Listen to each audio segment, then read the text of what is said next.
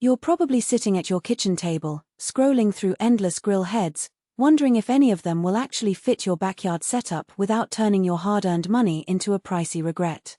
I get that feeling, the fear of buying something that looks great on paper but ends up being a nightmare to install, or worse, a grill that can't handle the kind of weekend cookouts you have in mind. You want to know if this particular Broil King 875617 Baron 420 Shadow 4 burner built-in natural gas grill head will truly deliver the performance and durability you need, or if you'd be better off putting that cash toward a different approach. Link is in the description if you want to check the product details on Amazon. First off, let's talk about what makes a built-in grill head different from the freestanding units you see on most patio decks. When you go built-in, you're committing to a permanent spot, usually integrating the grill into an outdoor kitchen or a custom countertop.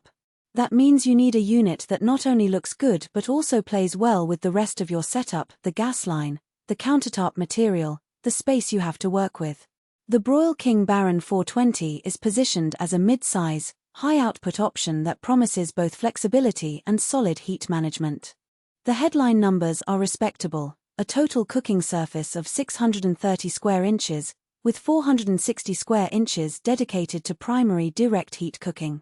In practice, that translates to enough room to sear a few steaks side by side, lay down a whole slab of ribs, and still have space for a veggie tray or a few burgers on the side.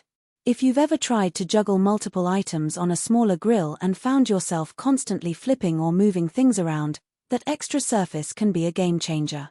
It also means you can set up a two-zone arrangement, high heat on one side for searing, lower heat on the other for slower cooking, without having to shuffle the grill head itself.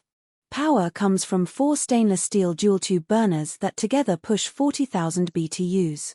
The dual-tube design isn't just marketing fluff. The 2 tubes per burner help maintain a more consistent flame and reduce hot spots, which is something you notice when you try to get a uniform crust on a steak or when you're aiming for an even bake on a pizza. In real-world use, that consistency shows up as fewer cold spots on the grill surface, so you spend less time moving food around and more time actually eating. One of the more practical features is the reversible stainless steel V-grids. One side has the classic pointed ridges that give you those classic grill marks and let excess fat drip away, while the flat side provides a broader contact area for foods that benefit from a more even heat, like delicate fish fillets or pan-seared vegetables. I've seen people use the flat side as a sort of built-in griddle, which can be handy when you want to sort onions or melt cheese without pulling out a separate cookware piece. The fact that the grids are stainless steel means they won't rust after a season or two of exposure to rain and occasional splatter, a concern that often trips up owners of cheaper models that use coated or thinner metal. Heat distribution is further supported by Broil King's full-coverage Flav-R-Wave cooking system. In plain terms, the system spreads the flame's heat across the entire cooking area, rather than concentrating it in isolated pockets. For someone who loves to cook a mixed spread, say, a rack of chicken on one side, a bunch of corn on the cob on the other, that even spread means you don't end up with a burnt chicken and a raw cob at the same time. It also helps with fuel efficiency. The grill doesn't have to keep firing up higher flames to compensate for uneven heat, which can translate into lower gas bills over the long run. Durability is another area where the Baron 420 tries to earn its keep. The cookbox, the core housing that holds the burners and distributes heat, is made from rust-resistant cast aluminum. Unlike plain steel, cast aluminum resists the kind of oxidation that can turn a grill's interior a reddish-brown after a few seasons of use. In real life, that means fewer maintenance headaches and a cleaner look when you open the lid.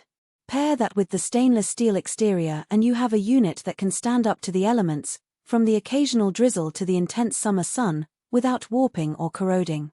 Now, let's be realistic about the downsides. First, size matters. While 630 square inches is generous, it also means the unit will take up a sizable footprint in any built-in configuration. If you're working with a modest countertop or a narrow outdoor kitchen, you may find the grill head encroaches on space you'd rather keep clear for prep or storage. Second, installation isn't a weekend DIY project for most people. You need a proper natural gas line, a sturdy mounting surface that can handle the weight, and often a professional to ensure everything is up to code. That upfront cost and effort can